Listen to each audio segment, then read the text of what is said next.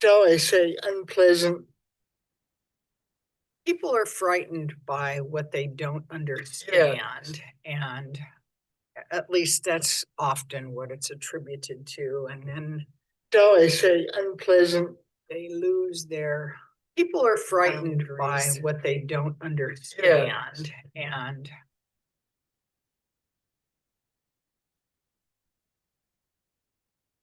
turn those voices off.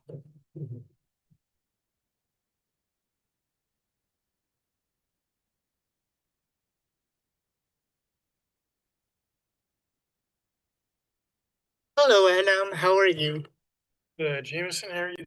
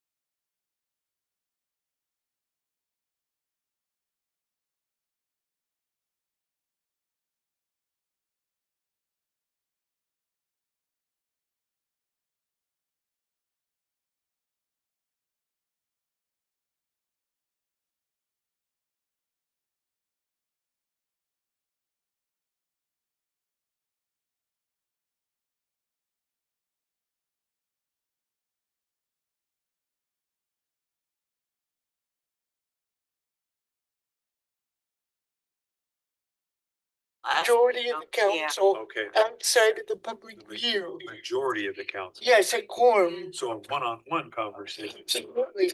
That's absolutely permitted. Okay, okay. Just as long as it stays between us and it doesn't become like a chain where it involves 1 and 2 and then 3 and 4. As soon as it becomes a majority conversation.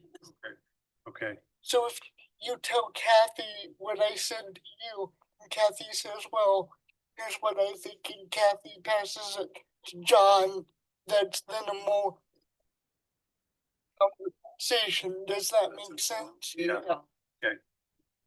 6 o'clock. I will call this meeting to order. Are we expecting Counselor Smith? Yeah. Okay. Call the meeting to order at 6 o'clock. It's September 9th, 2025. Does that help? This meeting is being held in person at City Hall and by video conference. The public may participate in this meeting in person at City Hall or by pre-registering and joining through Zoom. All city council meetings are broadcast live and can be accessed through the city website. Great. We all make sure that your mics are on and they are directional, so we need to make sure we speak directly into them also. We'll now have the Pledge of Allegiance. I pledge allegiance to the flag of the United States of America and to the republic for which it stands, one nation, under God, indivisible, with liberty and justice for all.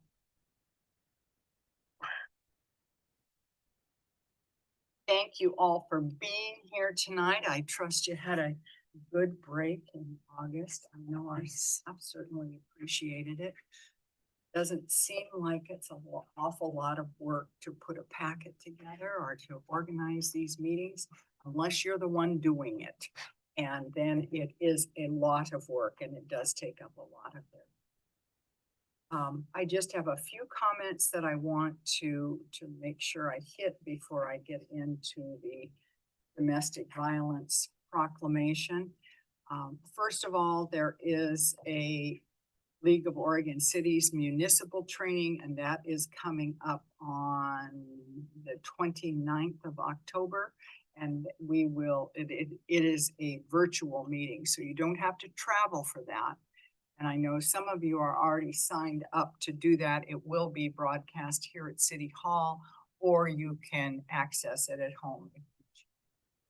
And the topics are really good. So it's the Oregon Public Law meeting, which several of us already did the required training, but it also goes over the home rule.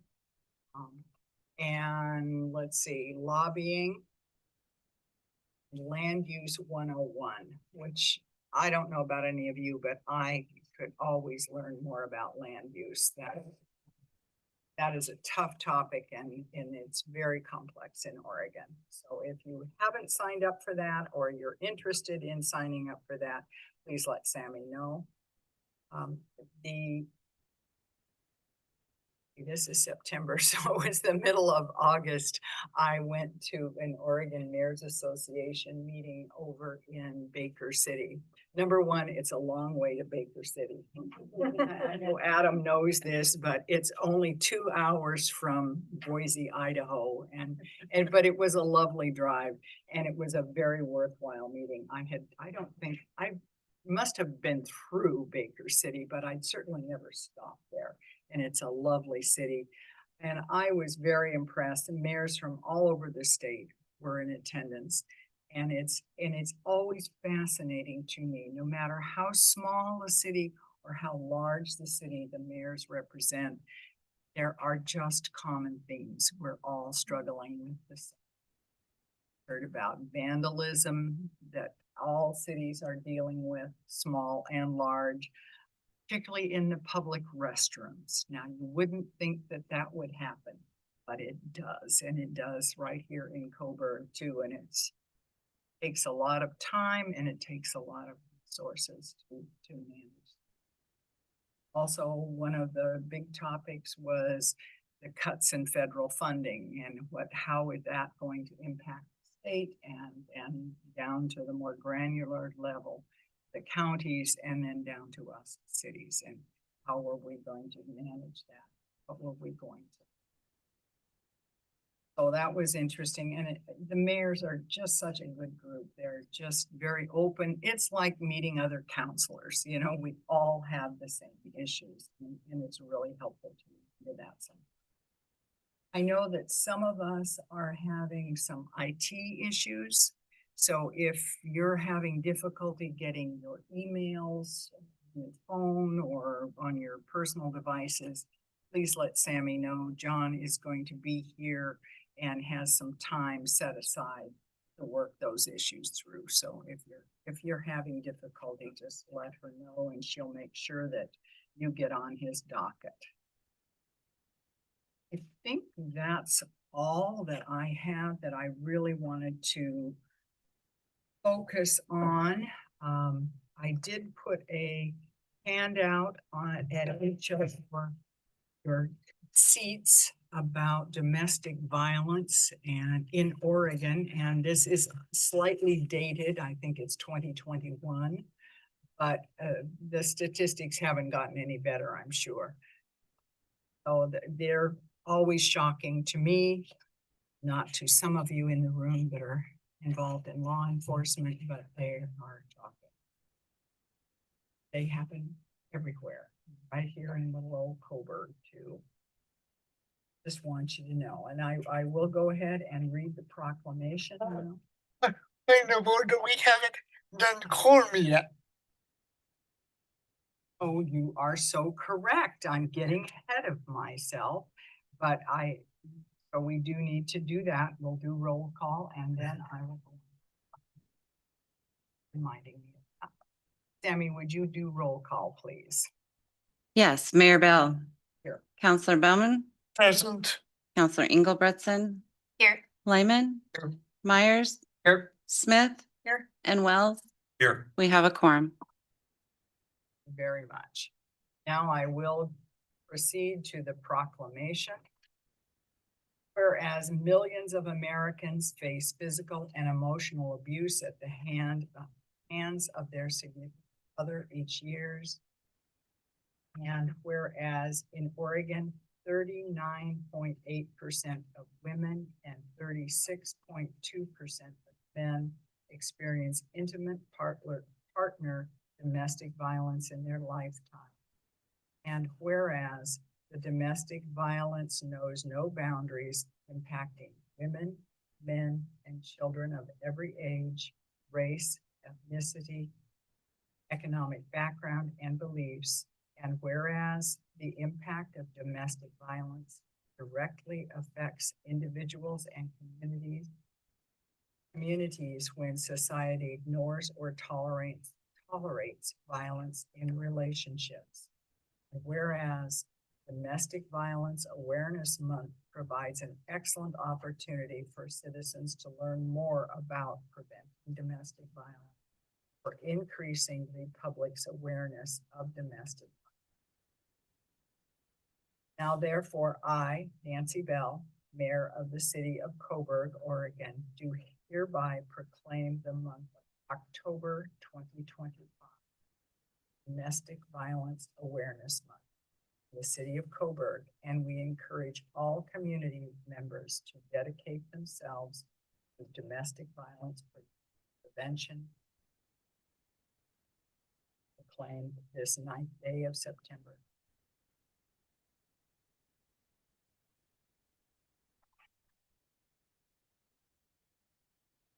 Have all of you checked out the city's new website? It's really pretty impressive. You can find a lot of stuff, and it says there's forms there, there's things you don't need to call City Hall all the time. Really great to be able to find it ourselves. Who did that revision?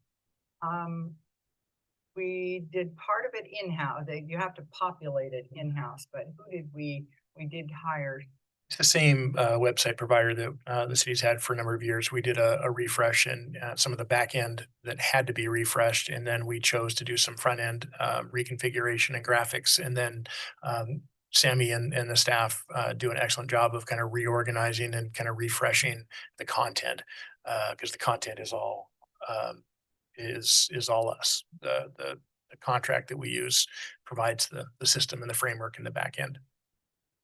That's the thing with any kind of an update, the framework is on some level the easiest part, but it's the populating all of the information and then the keeping it up that takes. It looks really, really good. Okay, we have agenda review. Are there any proposed changes to the agenda?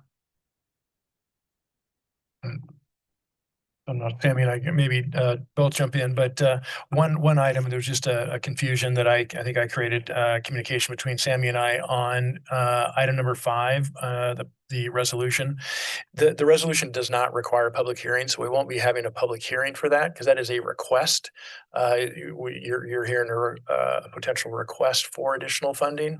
Ultimately, the public hearing is when that funding is accepted and an amendment to our existing loan contract. So a public hearing, if you go that direction, would happen later. So we still have that agenda item. It just is not a public hearing. Okay.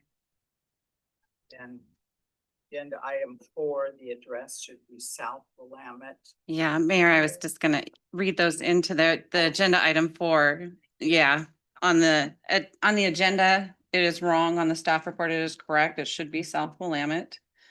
Agenda item 5 would be, you'll find copies of that report. They were emailed to everybody, but your resolution and staff reports are in your red folders. And the public hearing on the agenda was going to be postponed. And then we have agenda item number 8 on the city administration monthly report. Again, that is posted on the website and was emailed to everybody this afternoon, but there is copies in your red folder for review. Very much. And public comment, is there anyone signed up to provide public comment tonight? There's not. We're down to the consent agenda. Reminding you that you may remove an item from the consent agenda for discussion by requesting that action prior to consideration. We have on the consent agenda minutes for July 8th, 2025, minutes for July 22nd, 2025. That was a city council work session. And the new liquor license on Pearl Coburg Market at 91059 South Willamette.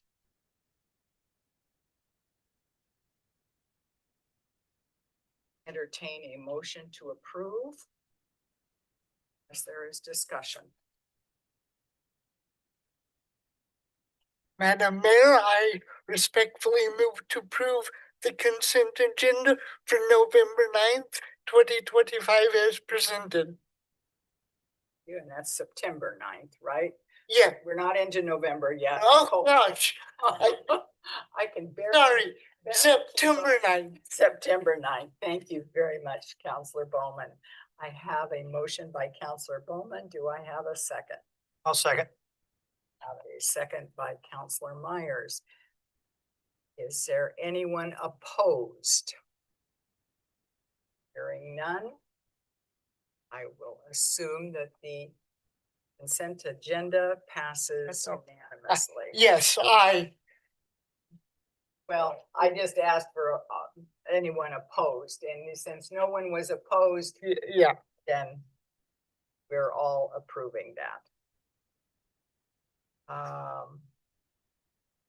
Let's see, okay, next is the ordinance and resolution, and this is item 5, and this, if I understand correctly, is not a public hearing, so I won't be using my gavel. Bummer, yeah. Okay, and we have a staff report from Mr. Hanks. Good evening, Mayor and Council. This item in front of you is a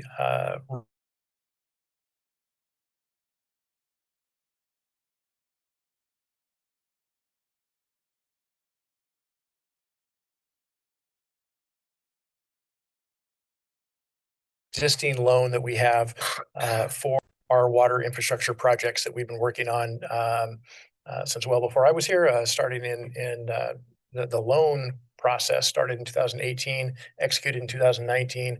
I've been working on water projects ever since. And as we talked about in May, I believe, we executed a contract for the well number 3 on Stallings Lane for the treatment equipment and treatment building to house that equipment, and SCADA control equipment for connecting, with the goal of ultimately connecting that water supply to the city's distribution system. The 1.3 million the contract that council did award completes or exhausts the existing loan amounts that we have. So we can step through all of that, but the request is, the intention of the request is to extend the date. There's some discussion we can have here about the reasons why,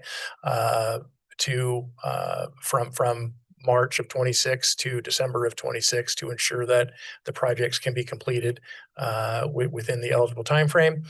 And then also a really unexpected welcome opportunity from Business Oregon to extend the loan. When I was talking with the Business Oregon staff about the time extension, which has been done twice in the past, so this would be the third time extension that has been requested. I had said that it's unfortunate that the cost of projects have really exceeded our ability to accomplish the original list of projects. And, we are going to exhaust the funds before we can actually make use of the majority of what those funds were used for, which was to secure additional water supply. So with the current loan amount, if we complete the water project that we have, which is phase 2 of the treatment building and equipment, we are unable to fund the final piece of that, phase 3 of the well project, which is the transmission line that would connect all of that to the city's distribution system, which is a little short of a mile away from the well site on Stallings Lane. So after having a conversation with Business Oregon saying, hey, that's pretty compelling, that's a really high need. It's shovel ready. We've already done the design. We were ready to bid it almost in conjunction with the treatment building, but for not having the money to fund it. So we've already paid and purchased the engineering. We've done the design. It is nearly ready to go. So it is a shovel ready project that really completes and makes use of all the prior funding, most of the prior funding that has gone into obtaining that water supply. So it was really a shot in the dark to try and see, because the last time, you remember in May when we talked about it, it was the agreement and council's direction was to award the contract, sign it, and complete phase 2, and then regroup and really figure out where we would look for funding. The $1 million is a tough spot. It's a little tough to cash fund in our existing water fund. It's a little too large for that, and it's relatively small to go out and independently get financing for. Typically, the cost of getting that is a higher percent. Obviously, as the smaller capital amount you're asking for, the percentage of what it takes to obtain it, and the time and the time involved, because there aren't any ready avenues for that.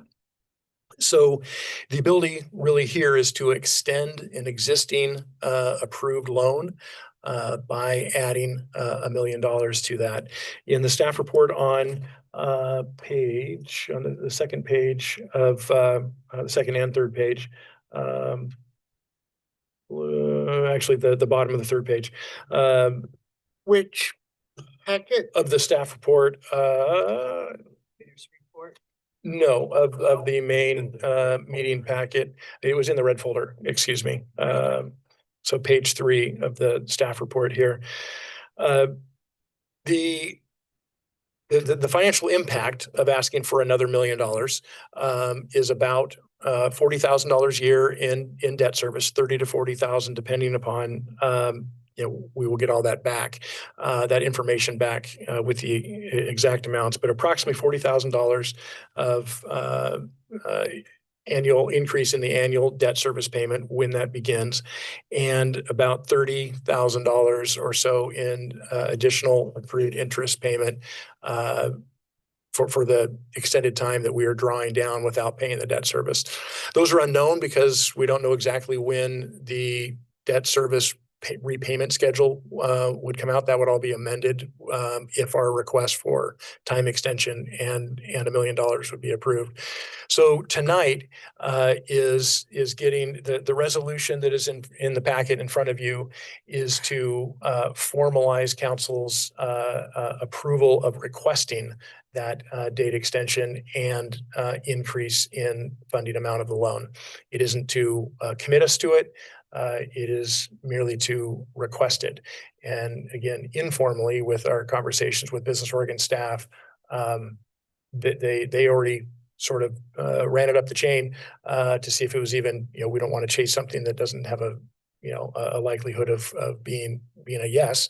It is very probable that we would be able to get that. It's not a slam dunk, it's not for sure, but it requires council to obviously to do that. That will strengthen our formal request by having a resolution in hand that says council formally is endorsing and requesting that we make that request. The prior to the time extension is really due to, we squeezed in the bid award. As you recall, we did that in May to meet the original or the current deadline. What we found out really soon after the bid award was that the steel components of the project were extremely troublesome from a supply chain standpoint, indirectly tariff related because these funds are federal funds which require domestic steel. And domestic steel, of course, is not subject to the tariffs, but is in high demand because it's not subject to the tariffs. So it wasn't a cost consideration, it was an availability and access to. So that our contractor did some maneuvering and was able to secure a qualifying alternative contractor for that steel work for the building primarily, which didn't require a change order, but did delay substantially the timeline for the project. So we probably don't, well, I know for sure we aren't required to do a resolution for an extension of our project completion date. That's been done twice before, and I was involved in one of them, and one of them happened before I got here. Those don't take a council resolution, but because the potential to request those two in conjunction, we put together that the resolution and packaged them together. So that's the request in a nutshell. To make sure I scan this to see if I've covered it in adequate presentation for you. I think I hit all the high notes, so I'm glad to answer any questions. Questions for staff?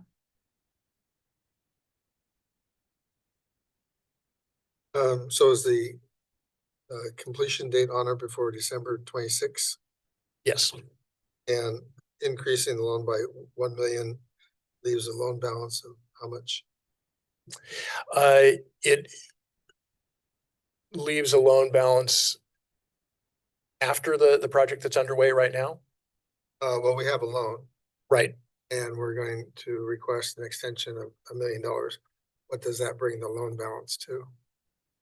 The loan balance right now, because the project, we haven't done any, we haven't had any costs. So the loan balance would be about 2.3 million. So the the request, the $1 million request is to complete the 1.3 that we have now. That exhausts the existing loan. The $1 million additional request is to complete phase 3, which is estimated, the project engineer's estimate right now, because it's ready to go out to bid, is about, I think the last one, when I looked at it, was 948,000. And then there's some project management, that goes into that, and some fees to Lane County. It's all a Lane County right away, so we have some costs there. So the idea would be that the amended with the $1 million that we're talking about, we would exhaust all of that with the transmission line that connects all of the well to the city's system, and then bringing that supply, actually delivering that supply into our system. Is that what you're, okay? Wouldn't Sorry. the loan balance, I mean, is it fourth? I'm sorry. Wouldn't it be 4.3, give or take, when it's all funded? I think that's what I read.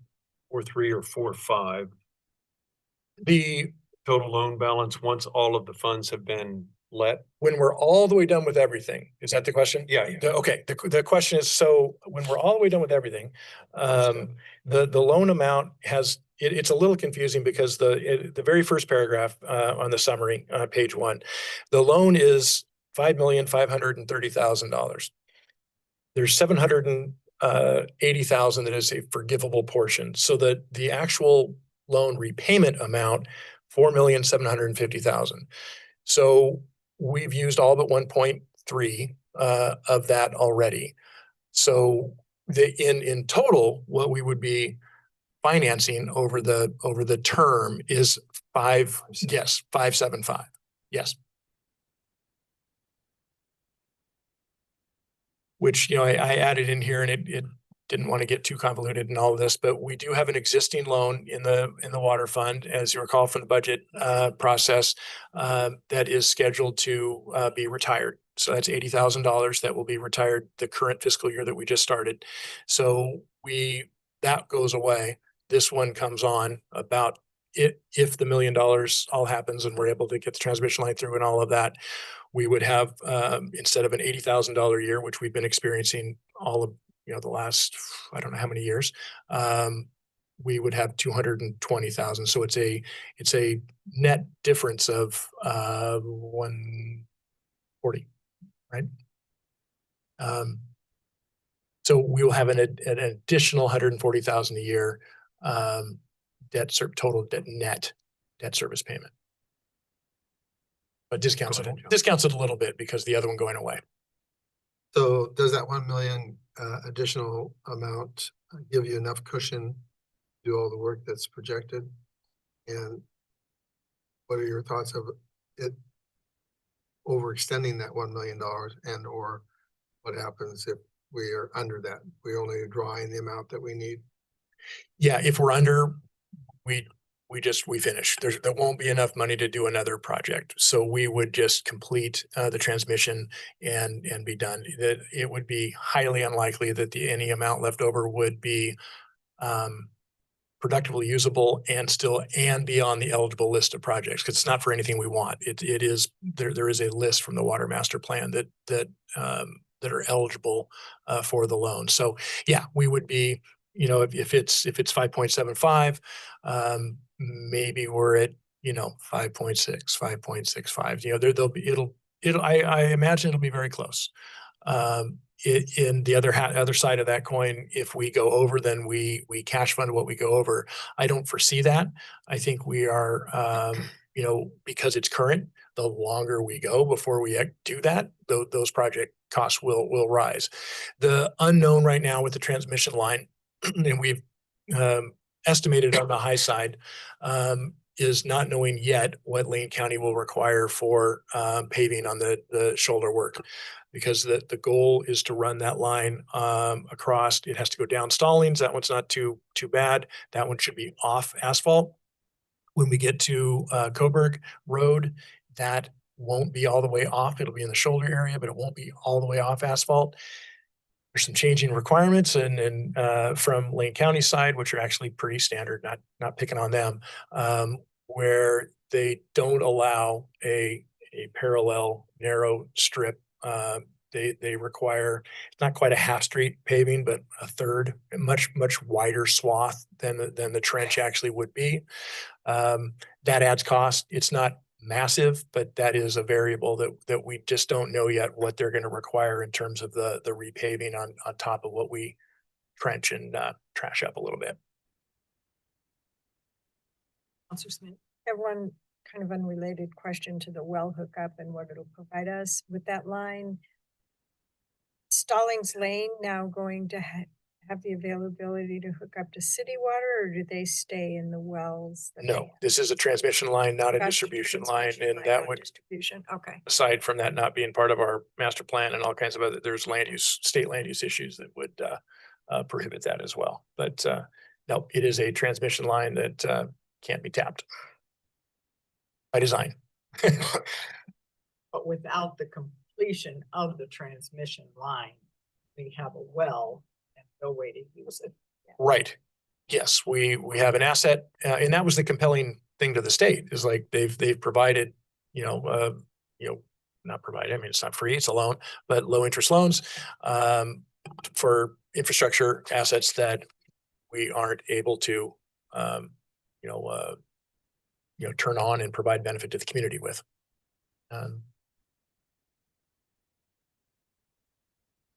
I'll entertain a motion. Are there any other questions? I will, from my perspective, I am, It would be, do you have questions oh, for staff? no, I will, Okay. I We will will wait. debate after the motion is made. If there Yeah. are conversations that need to be had, we will do that after the motion.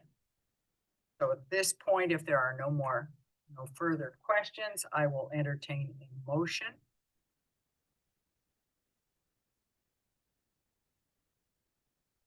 I move to accept the bid and award of the City of Coburg Stallings Lane Well House project to HP Civil. Is that where we're at? No, That was not an attachment. That was it for. Wrong one. First, Sorry. that was behind I it. That was. skipped ahead, sorry. Here we go. There's the one. I move to adopt resolution 2025-17, a resolution authorizing a request for financing contract amendments to project S19007 with the state of Oregon, Oregon Business Development Department, extending the project completion date and increasing the loan amount. you have a motion by Counselor Engebretson. Do I hear a second?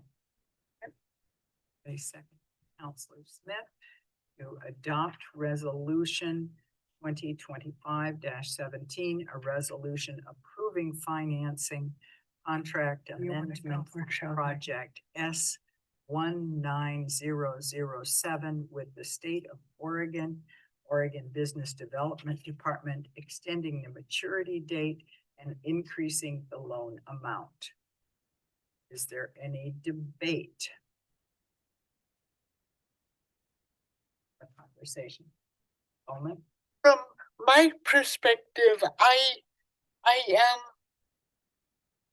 pondered this, and I think my only concern is that we are taking on a whole bunch of debt, and there's no guarantee. There's absolutely no guarantee that the project will go according to schedule or according to cost. So my question is, and the thing that worries me is, what happens if something happens and we have to go back to Business Oregon and say, whoops, please extend this again. We're taking on a whole bunch of debt. And as a result of that, the water rates will have to go up to compensate for that. Now, I understand we need to finish the project, but that concerns me. Any other? I mean, on that note, I think the conclusion was it was a sentence in here, the rates, we have to have that conversation about rates going up just to cover the loan servicing on this debt as it is. I think that's a given. We're gonna have to have that conversation. Every year, we have to have the conversation. And it has to be said. Mayor, I know we're in more of the deliberation time, but one thing I just thought of based on Councilor Bowman's question is just a reminder that I did not put in the staff report. You recall the Consor did a water capacity analysis for us under a year ago, and one of the primary conclusions of that, there were a number, but one of the primary conclusions is the calculation of between 2030 to 2032, we need more water. So while I completely understand the challenge of the deliberation of what's in front, the balancing act is water supply, community water supply. So, this, as we've talked about in prior meetings, the well itself did not produce quite the volume that was anticipated or desired. It still does produce with right now's current water production, depending on flows, 10 to 15% new water supply. So it does move towards addressing the water capacity analysis that we received from Consor last year. But doesn't fully. Well, it depends. I suppose it depends on growth. It depends on future water needs. We need to go back once this is active and going and look at our modeling and see where that, it's really because it was a combination of supply and storage, and we still have a future need to address the storage question. So both of those play into kind of the adequacy long term of the water system. Does allow us to draw down on the reservoirs, though, to the recommended level. Yeah, it gives us some flexibility, it gives us some redundancy, and it gives us some supply. It is not the panacea, it's not the solution. It doesn't cross us off the list of water supply, but it definitely improves our long-term situation. It's by no means a luxury for future growth. It will be needed, even with the very low modeled growth rate that we've experienced recently. Yeah, I might just add, I think, these are good comments. The way I look at something like this is it's a project that is pretty close to being completed. So despite the fact that we all know we have a lot of budget woes coming ahead of us, it seems like this is a smart thing to finish. And also it's water, drinking water. So it is a necessity. It's not, something that would be nice to have. Another thought, and it's escaping me. I think, if it was not a project that we had already started, I would probably have a different opinion about it. But because it's already partially completed, that's why I feel the way I do, that I feel we should go ahead with it. But thank you. Other comments or questions or debate? Not. Call for a vote. All those in favor, please say aye. Aye. Opposed? Nay. 5 in favor, 1 opposed. The motion passes by majority vote. Thank you. Our next item is the East-West Connector Feasibility Study Funding Award Acceptance. And I believe the work session in July was mainly devoted to this conversation. So we'll let Ms. Winter and Ms. Hanks go over that, but you probably are already pretty aware of the. Thank you, Mayor. Yeah, Megan will do the heavy lifting on the recommendation side of it. I'll just kind of frame it up. And yes, this was fairly recently discussed, and we wanted to keep that momentum going. And that's kind of the general backing up procedurally. Generally, what Mayor and I have talked about quite a bit is making sure that we bring things to you in an informational, educational way whenever possible, not in an immediate decision, and then follow it up with a conversation that actually has decision making. So there's some context that you already come to the table with. So this item, as we talked about in July, is one that's been out there since before I arrived. I keep saying that. couple years ago. It's been over 2 years now. And it had been kind of earmarked or allocated. So no contracts, no intergovernmental agreements have been signed, no money has changed hands. It really was sitting out there on the shelf for this designated funding cycle. And as we got close to that funding cycle becoming, now it's like when I think I arrived in July of 23 and the answer was, oh, this feasibility study is in 26. And like, oh, I don't have to worry about that for a while.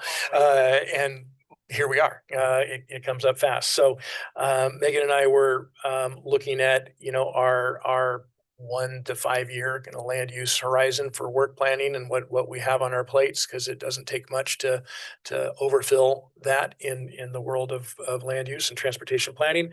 And we thought we better dig into this and figure out what's going on and in advance of it being right on us and the region asking us, are you going to do this or not?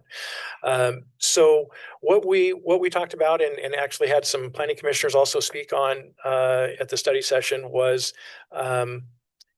really not whether this project, this connector feasibility study has merit.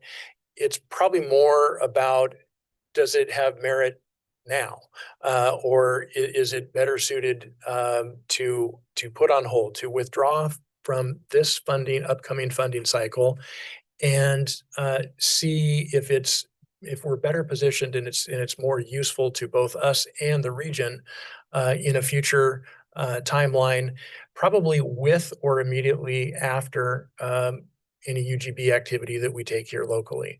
That's really the crux of this. It was really, and I'll let Megan speak to that's really kind of the meat of this, is where it really came in, was the last large discussion that was lengthy, big. Megan did revisit it again, the big files, and got re-familiar with for the fourth, fifth time to try and help give some context to this.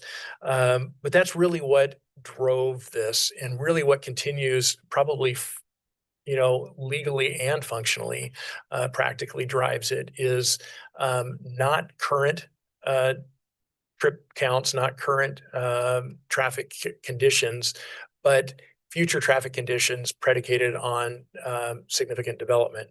That also is how land gets, right away gets dedicated. That's how it gets at least partially funded and paid for, is the development of annexed lands.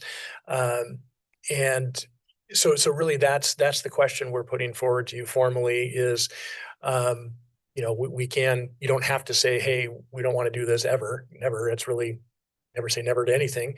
It's that whether or not this is a good use of our time and resources, our 10-ish% match, and the region's portion, a portion of the region's federal funding for something that, as we talked about last month, and when we can hit on with Megan's stuff, has probably a pretty low likelihood of bearing fruit. Now, it doesn't have a low likelihood ever. But it wouldn't be terrible information to put, to get. I think our take is that when it comes time to really leverage the feasibility and leverage that, the conditions might be quite different, and you have to go back around and rerun a bunch of the data, rerun a lot of that. And right now we couldn't move forward ourselves anyway. It's not our facility. It's not anywhere near right now our current city limits or urban growth boundary line. So that's kind of the backdrop, kind of summarizing, hopefully summarizing what we talked about last month. The bullets on page 2 are really the meat of our recommendation. I don't know if you want to highlight a little bit of that, really focusing on that, again, that UGB connection to this study. Sorry. Well, what I uncovered in my review of Luba's final opinion and order was just how connected the east-west connector, which goes by several different names. You also hear it called the collector, the connector, or the bypass, how connected that was to the urban growth boundary expansion. So the city had proposed to take in the lower portion of Stallings Lane, as well as some land that is south of Coburg Road, south of the fire station. And so the idea was that this road would be needed in order for the city to provide emergency services to the newly expanded urban growth boundary. And because the urban growth boundary amendment was appealed and ultimately remanded, LUBA found that this, as part of an amendment to the transportation system plan, that this road so much required to be connected to that urban growth boundary expansion that both ordinances were remanded. Because it was, and there is a quote in that first bullet there, undisputed that this road could be built on rural land. As it sits right now, that land remains in Lane County jurisdiction, zoned exclusively for farm use. So just see a really large barrier with the current timing and jurisdiction of the area where that road is proposed. In addition, it connects to an existing already developed industrial area. And so there are kind of many layers, but starting with the headliner would be the rural land interdependency for that urban road. I remember correctly, Lane County wouldn't even offer an exception for Coburg Crossing. They wanted to put the road outside in use some farmland that was Lane County. A big no. They would not give that up, which is why we came through on Macy.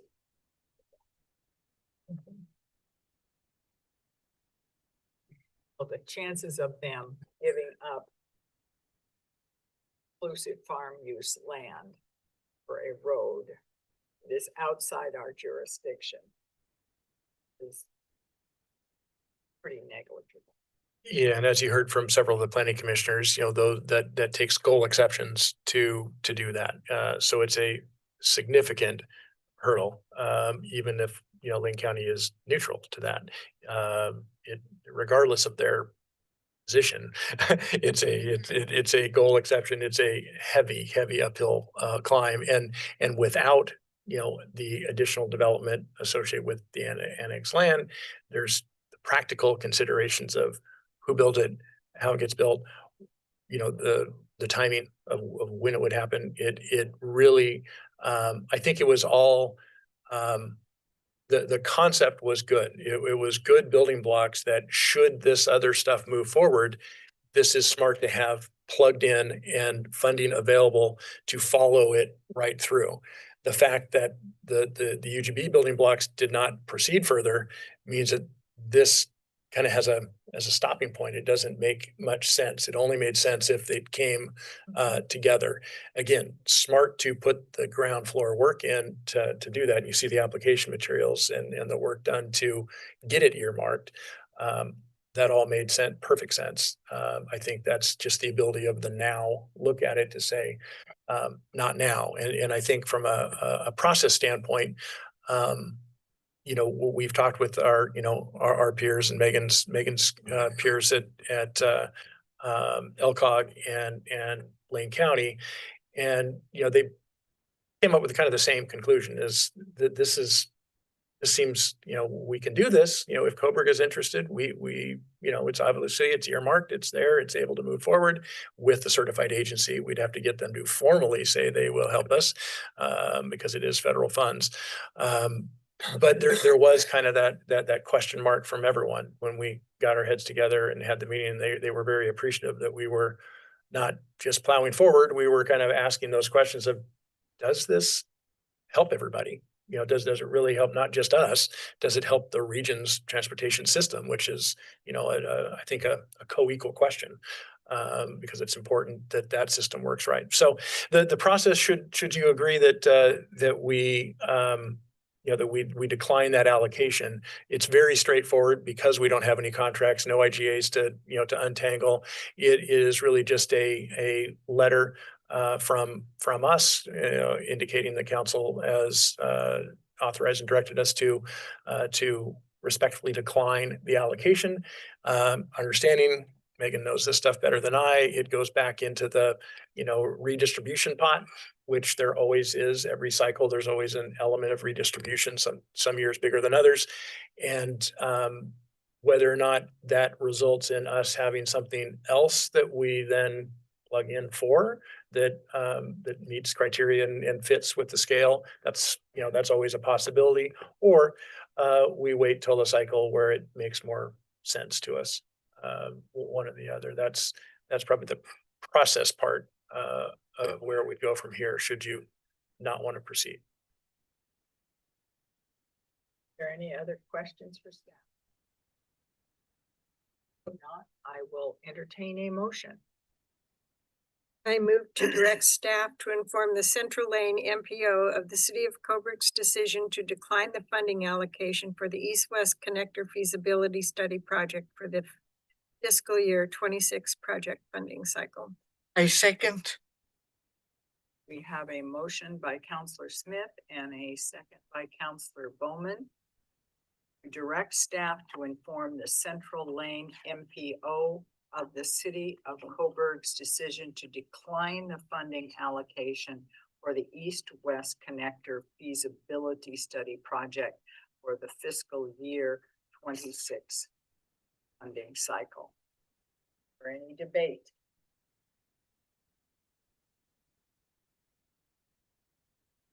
Ingebretson.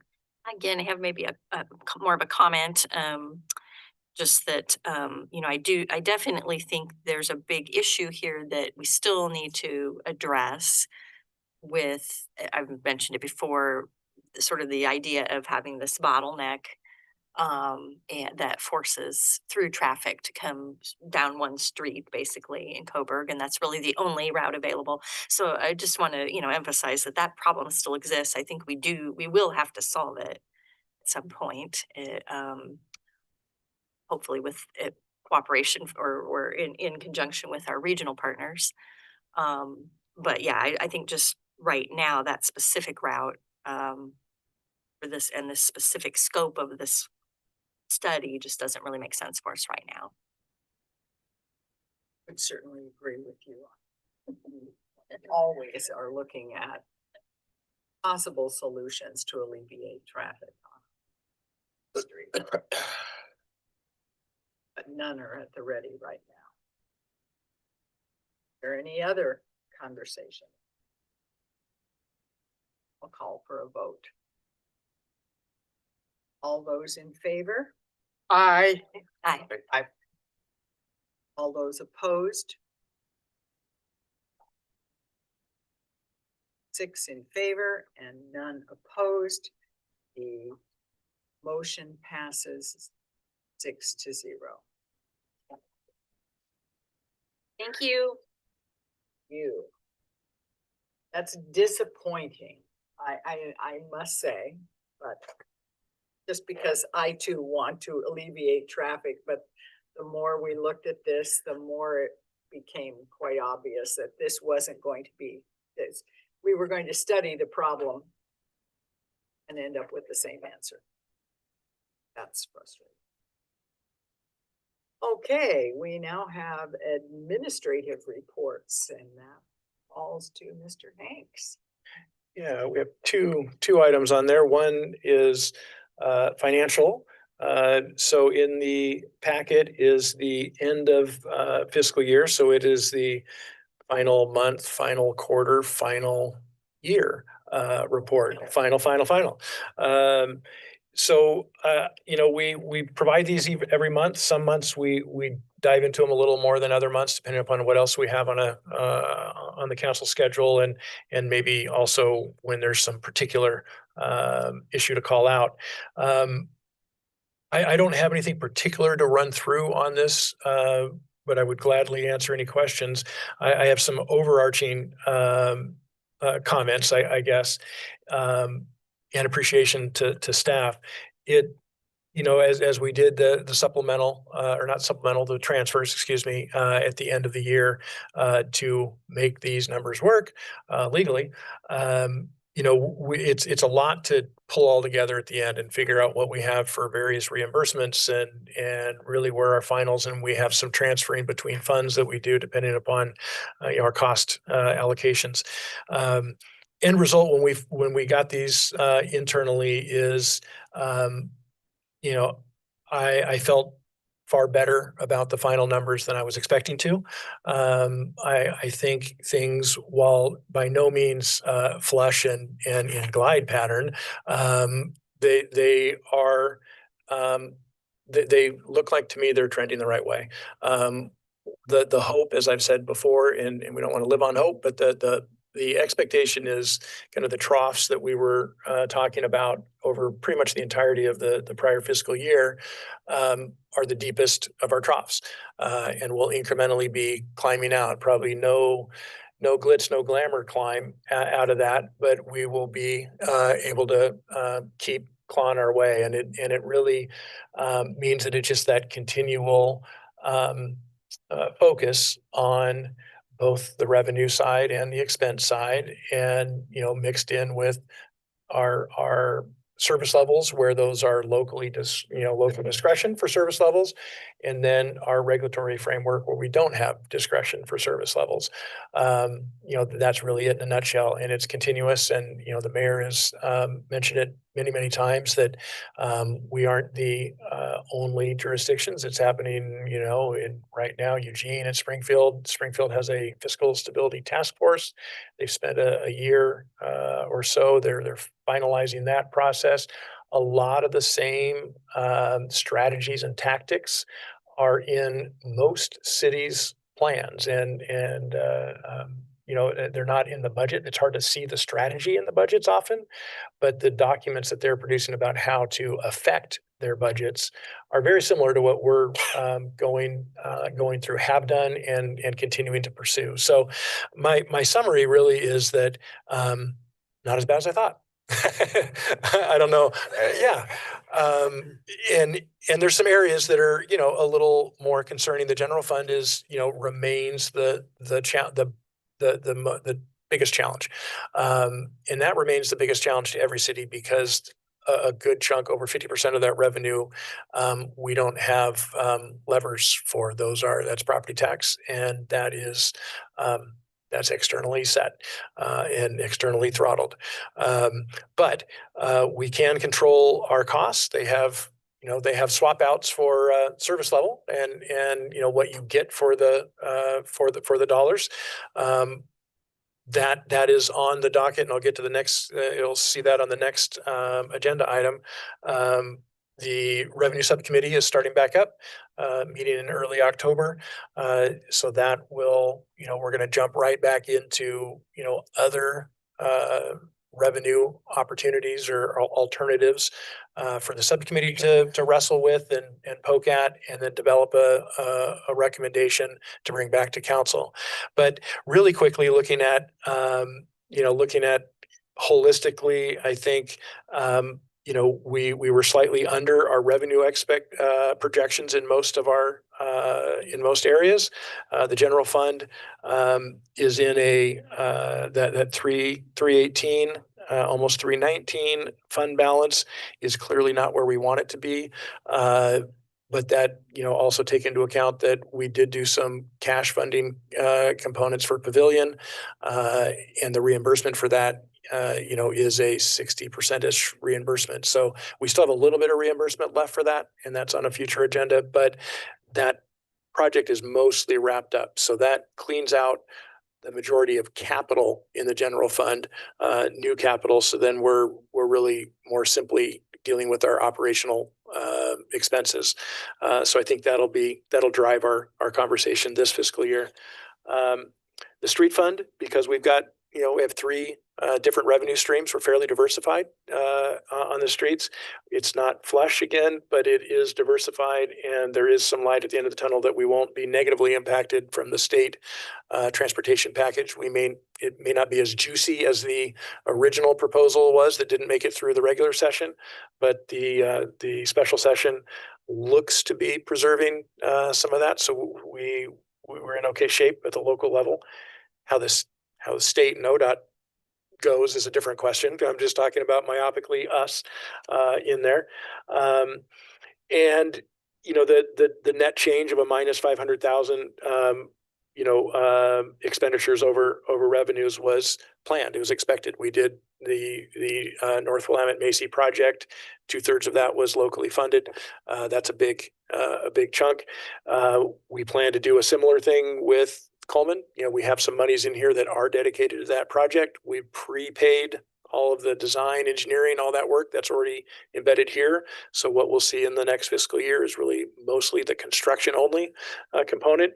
So, you know, we'll be talking much more about this in our CIP conversation later in the winter, but, you know, we'll probably be shifting a little more to major maintenance in streets, which I think is typically much more able to be cash funded.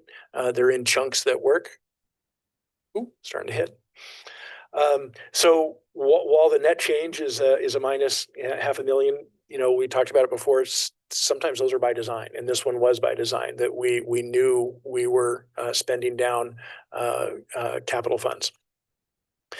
The water fund, just real quick highlight, is the charges for service. The rate increase was beneficial. It, you know, as Councilor Wells says, we will be looking at it again. That was planned regardless of the extra million or not. We clearly knew we had a rise in debt service coming, not in the current fiscal year that we just started, but in the next fiscal year. So when we bring back, if we're awarded that million, we bring back the contract amendment, that will give us a lot more precise details on the accrued interest payment. There is a potential that accrued interest payment, we can decide whether we lump sum it first or we have that blended into the annual payments. We'll have to crunch the numbers and see if that's advantageous to us or if we want to bite the bullet. So there'll be some of those kind of small fine tunings that'll happen if indeed we are awarded that million and we figure out how to blend that into our future. And clearly at some point in the next 2 to 3 years, we will need to do a new rate model, rate design, because we will have successfully completed, you know, $6 million worth of capital projects. That's a really good thing. So it's the perfect timing to look at the model, saying those are in the books, those are done. We know our debt service, and then we will be projecting what the next round of capital over the next 5 to 10 years is. And then we adjust our rate model accordingly. So we aren't flat, giant spike, flat, spike. That's at least the preferred approach from the staff side. So that'll come later. The capital spend in water, we were a little behind. We had anticipated, you know, the well 3 just starting earlier. It doesn't change the total project dollars. It just was a timing thing. So, but that matches. You see the bond proceeds and the capital line items in water are basically a 1-to-1 match because we draw down our loan as we spend the capital. So water is in an okay position. We just have to wrestle with that big long-term issue of where's more water going to come from? But that's not a now, but that's a now to start planning. And the costs are probably 5, 6, 7 years out. But the rate model needs to embed those future costs because we will undoubtedly need to have some fund balance to secure good rate loans and possibly also matching funds for any grants. So having a healthy fund balance in the water fund over the next 5 years is pretty essential to address that looming bigger item. And then sewer, you know, we've talked about sewer. It's in really fine shape. I noted on the bottom, okay, not great. It works. We did have just recently completed our capacity analysis from Kennedy Jenks. That's on the docket for October to present to council. It's a great, concise document focusing really on our wastewater plant, not the entire collection system, just the plant, which is really the biggest. Operations and maintenance is the collection system. That's the hardest dollars or the most dollars that go out there. Capital at the plant. The other note I had was that the sewer rate increase that we did probably isn't enough. That when you look at what we gained in revenue on that rate increase, that's not going to cover us for future capital. We have membrane replacement and likely an additional membrane that we'll need to be doing in the next 3 to 5 years. So we'll need to bolster that. So look forward to that fun conversation also. The rest of it is more detailed by department and by fund, with the final one being the budgetary compliance that we really squeaked by in a couple areas. So either we, budgeted really, really well, or we were, I'll actually say we were a little too tight. We need to build ourselves a little more room in there. And I did have a staffing calculation error that contributed to that. So that's that for the end of year financials. We'll, like I said, we'll be talking about them kind of fund by fund as we move forward in the fiscal year with the issues we want to tackle. We have so generally speaking, lay of the land A, B, C, D. What's our grade for end of year financials?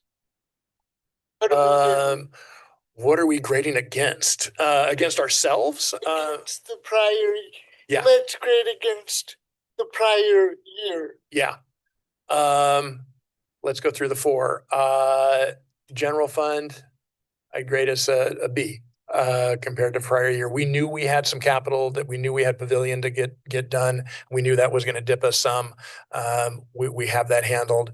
I think a B means that we have kind of hit our spot and are trajectorying up. Streets, I would say we're B plus A minus. We're doing exactly what we planned and expected to be doing. And I think we can successfully get to some of that major maintenance that really it's less than full street reconstruction, but more than pothole repair, right? So you'll see chunks, sections of streets that we can cost effectively get done, which I think maybe even more so than a street reconstruction addresses the community issues. Probably that middle ground addresses a lot of those ongoing and justified complaints. So that's what I would give maybe an A minus on streets. Water, I would say we're an A, as long as we keep our eye on the ball there. And sewer's probably a B minus. So sewer and general fund are probably the problematic areas. Can't lose track of the other two. And again, the other thing that I had a note for, the linkage between those two, which doesn't seem obvious, those kind of two separate things, but the linkage is urban renewal. In the next 4 years, urban renewal sunsets, which is great for the general fund. That's part of our general fund conversation with the subcommittee. And then back to council is, what is that, are we bridging a 3 or 4 year gap and then stabilizing when the additional revenue from the tax increment financing that's been carved away for urban renewal, when that goes away, what does that bring us? That's a good thing for the general fund. It's the opposite for the sewer fund. As you look at intergovernmental revenue in the sewer fund, that is the contribution from the URA to the sewer fund, which covers 40-ish% of the debt service. So then we'll be okay, where the general fund gets a little boost that is not normal. We get a boost that comes back to us from that closeout. But what do we do to make up for that very large financial contribution to the debt service that currently the sewer fund and sewer rates don't pay for? So that's why I would probably say that we're more of a lower grade for the sewer fund, just because we really should be every year bolstering that fund balance, knowing that that's coming. Thank you for answering that. The reason I ask it that way is that's helpful for the understanding of the public without getting too much into the technical stuff and making their eyes glaze over. So putting it in simple terms like that is helpful. We just have different things looming. In the general fund, it's an everyday looming. It's operational. It's how do we get things done and how do we provide services every day. The other funds, the street fund is different. We have a little bit of discretion and choice about how quickly we work on improving our street system. The other two, we have big looming things just at slightly different times, and we're in progress on addressing the water looming. We obviously 13 years ago, made a giant step on the sewer side to address decades of looming issues.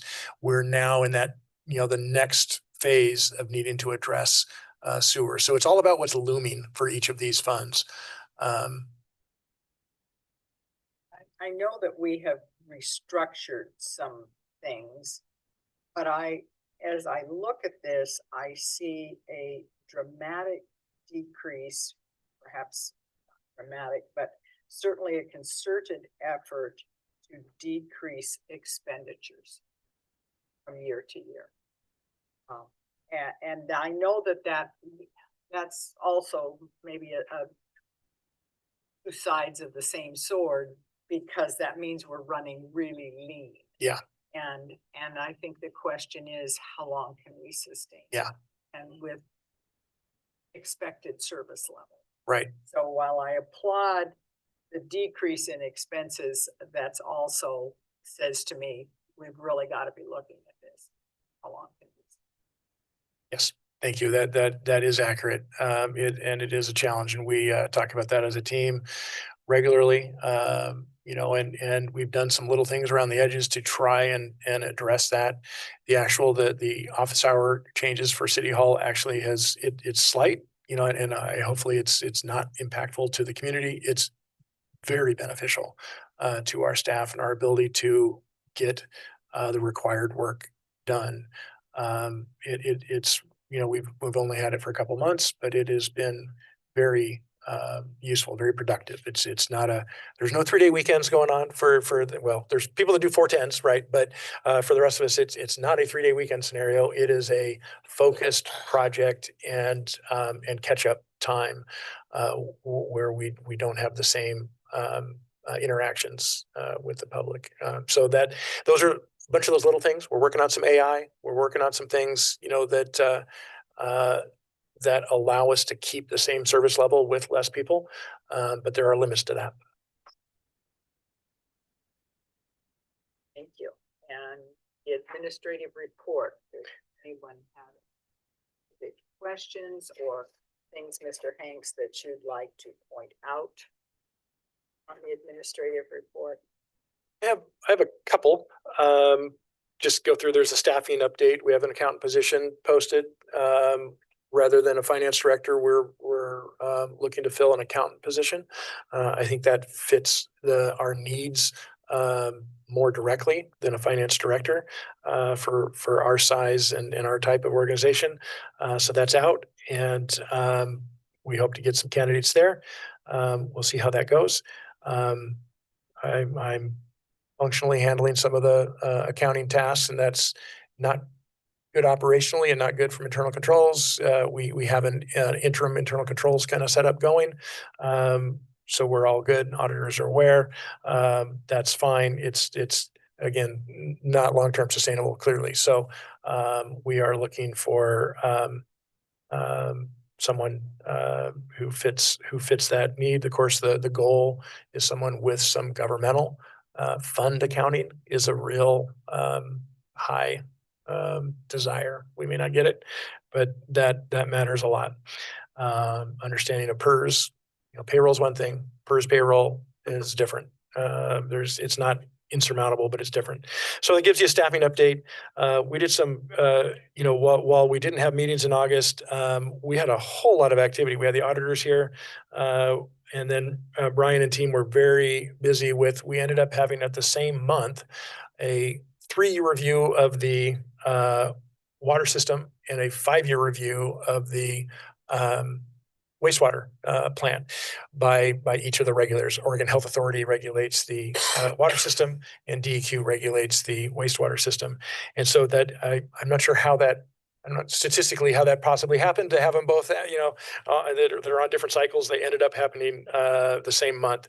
And we got a formal report from the health authority on the water system that we're a great, well-functioning system. We had a notation on the cross-connection certification. We got that resolved right away. We don't have the report back yet from the wastewater plant review, but on-site verbal, everything was great. Everything went well. That one is in depth. I added at the back of the handout is the what I call the look ahead. It's something I used at a prior jurisdiction, and it's sort of this. So it's in your packets. What I'm trying to do is take some of the weird stuff that goes on in my head and put it on paper, so we're all tracking it kind of together. And really, a lot of this stuff is working backwards from what do we have to have done, and then what do we need to do, mostly with the council side, not on the staff side of what we need to do, but where does it need to fit in the council schedule in order to meet various deadlines? Like if we're going to get utility rates done, what do we have to do leading up to that? If we want to do basically any ordinance development, what does it take, first and second reading? And additionally, we're trying to be cognizant of we want to pack the meetings with agenda items, but we don't want to overpack them. I think the target is kind of a 120-minute meeting on the second Tuesday and a 90-minute meeting on the fourth Tuesday, and sometimes an hour if we only have that much. But also those fourth Tuesdays, depending upon what we have in here, you'll see some of these where they actually are decisions. They're not just work session topics. So those will be noticed. Samuel will track that for us and be noticing those as special meetings. So we legally are making decisions. So we will, in case the community has questions, those fourth Tuesdays will sometimes have council decisions in them in order to keep everything flowing. The goal, again, like I said earlier, is to try and make sure that we have an opportunity to bring a topic in front of you that is not a decision that night, that you get some context, Q&A, familiarity, and then the decision comes at a future meeting. It's rare, we'll announce those when we see no way to accomplish that, but that's really the intention. And so this is built out mostly to the start of budget season. We're already almost a quarter into this fiscal year. So these will move. These aren't locked in, guaranteed. They'll undoubtedly move a little bit. The EPUD franchise agreement, that's dependent upon their legal staff getting the draft document to us. If they don't get it to us in time, that has to move. So, there's a lot of that. But I hope this gives everybody a layout of what we're trying to accomplish and kind of the order of operations. And again, any questions either in a meeting or one-on-one with me about why and how we're doing what we're doing and why something isn't on here, please feel free. It also is intended to match up as much as we can with our framework, the approved kind of the council goals framework document. And you'll see this fourth Tuesday, 2 weeks from tonight, I put together a document of kind of an action item. We included action items in that document this year to actually try and measure progress on accomplishing those priority goals and framework items. So we'll be going over those, and those heavily interact with this schedule. So in order to meet those, we have to embed them into your all schedule, because we can't do any of this stuff without you, obviously, for good reason. So that's the document that I wanted to call out. And again, talk with me about it or the mayor anytime. I even started some Or retreat planning, retreats around the corner. Just the November 11th should be 12th. Yep, it's gonna be Wednesday, right? Instead of the Tuesday. Because It's Tuesday's, gonna be Wednesday. yep, because Tuesday, you're right, because Tuesday is is Veterans, I believe. And I think you have the retreat on February 1st, but that's a Sunday. So I was just putting it in my calendar, Oh. so I didn't forget it. Which, Well, dates are a bit Flexible. flexible. Yes, apparently. It is a Wednesday, the So 12th. we'll take a look Yeah. at those dates. I may have that Thank wrong. you. Yeah, Yes, we don't it want to, is. It we is don't want to do Sunday. No. Yeah, thank you. Thank you for that. Thank you for that. It would probably be either the 31st or maybe the 31st or the 7th. We'll figure that out when we get a little bit closer. We'll Thank give you you. an update on that. Yeah, thank you for calling that out, though. Send out invitations. Yeah, and the 11th of November is Veterans Day, so I think we agreed, and Sammy already noted me on that one, that it is the 12th. Wonder if I was looking at 26. I have 25 and 26 right on the wall right next to me. I might have been looking at the wrong Easy to do. calendar. What state is that? It was February 1st. They had. the retreat. So November 12th is correct. That is listed on that is a Wednesday. Forward a day. We'll Yep. Figure that out. Yep. It'll either be the 31st of January or the 7th of. Right. Of February. And we'll see what everybody's preferences, and either one works for me. Well, I would just like to say thank you to all of our staff. Each and every one of our staff members picking up an extra load right now. Adam said, not only our city administrator, he's also doing the finance juggling. That's not easy.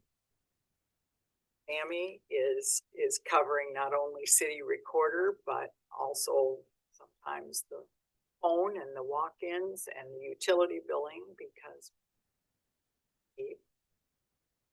Megan is always working hard. Brian spreads himself between multiple departments within the Department of Public Work.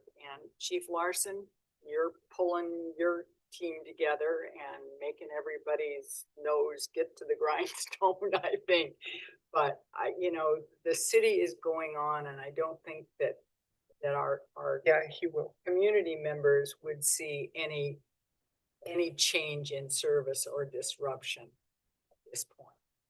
That's not sustainable in the long run. We all need to think about it. But truly, hear my thanks, and I think I can probably speak for all. We do recognize you're doing a lot. Thank you. I appreciate that. We've, the reason Brian isn't here is, we've had a really hard, July, August of weekend and middle of the night problems. Last night was one of them. We have our major 8-inch valve. Always tremendous amount of detail that goes into all of this, but, he and the team, there's steep learning curve for some of them, and they're learning a lot. That's the good part about problems, is you learn, because sometimes these problems happen once every 5 years or once every 10 years. We've just had a string of them together, and it's been a lot of weekend work and a lot of middle of the night work, which, by design is behind the curtain and not seen by everybody. That's not supposed to be. We just want to keep things working. So thanks, appreciate that. It's across the board. Everybody's working really hard. One comment. Just wanted to, we finished Music in the Park. That's over now, but kind of a shout out to Chief Larson and some of his officers. They were at nearly every event and interacting with kids and with families. And I think that presence is important. And then also just sitting on my current front porch, I've noticed that there are a whole lot more traffic stops heading south out of Coburg recently, and I appreciate Good that. enough. So, thank you. I think the docket is for next week's court is 90, I think I heard. One on that note, Counselor Smith, at the very bottom of the police monthly report, another community recognition one, which is again part of the police department's interactions with all of our local partners, is the school district or the community charter school sent one a note in for the end of the school year thing, which was really cool. Because those all take time, and Chief is prioritizes those with the other stuff, not instead of the other stuff. So it really is a juggling act, but I think there's a lot of value there for all of those events, and hopefully the community feels the same, that helps in the big picture. Kind of look at it as a preventive measure. The better the report, the fewer the issues. And sometimes it's not really, you can't put it on a graph and add value to it, because it's that pebble in the pond that makes a difference sometimes for kids down the road. A lot of intangibles. Yep. Okay, anything else? I would like to take the opportunity to say that since we didn't meet in August, that itself presented an opportunity for me to engage with some of the neighborhood youth who are back at school, and some of them who are old enough know my face and recognize the importance of what I do in the community, and they're not shy about expressing feedback, which is a good thing. They have ambitious goals. I've had a few requests in the past for a skate park and stuff like that. So they have ambitious goals for the community, and I enjoy being able to connect with them and really take their feedback as something important and not just at face value. That's important for all of us to engage with people in our neighborhoods, and sometimes we don't like the feedback, but it is important feedback nonetheless. Okay, we have time for liaison updates and council comments. What do you have?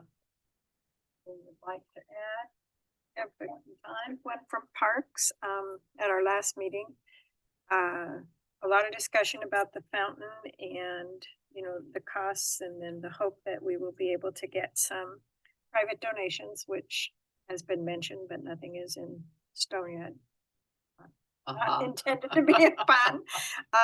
And Tom Beatty, the chair of the committee, was going to reach out to the U of O to see if some of the students there would maybe be able to help with design of a fountain. What's not been designed?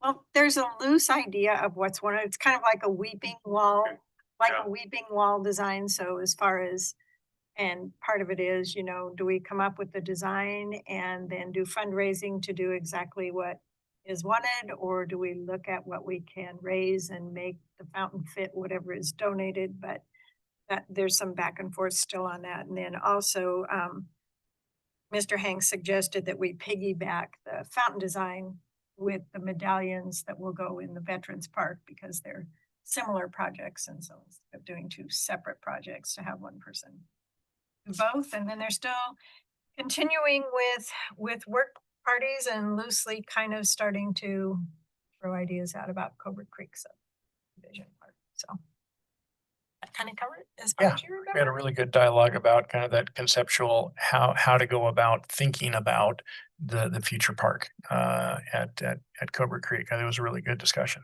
Yeah. Which is, on our, on that look ahead for it, it's going to have to show up in front of council for the process, what we want to do. I think it'd be, but already some really good stuff, I thought. Getting better at that with every park we do. One of the things that I know we've sort of really focused on a fountain for Pavilion Park.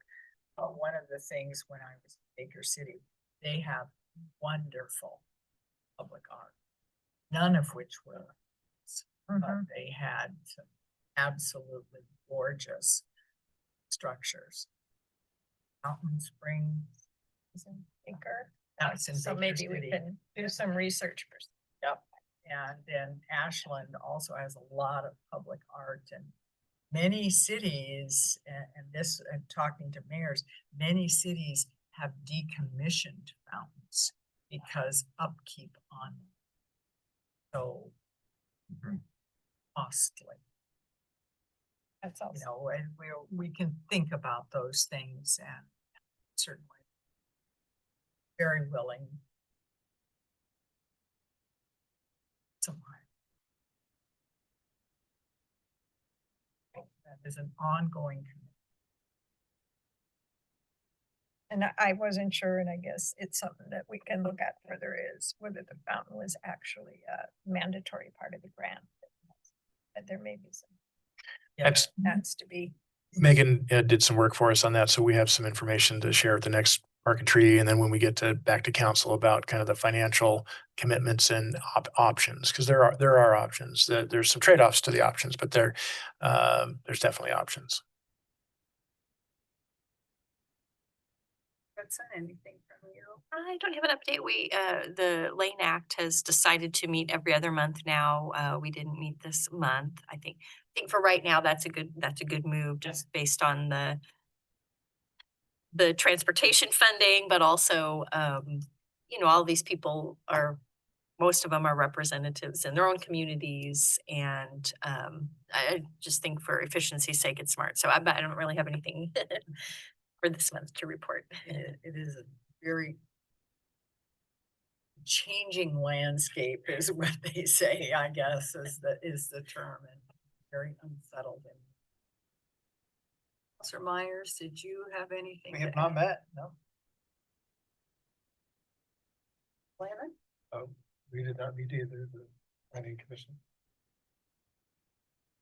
Heritage Committee did not meet. Everybody took one. Yeah, it took the summer off. Nothing additional for me.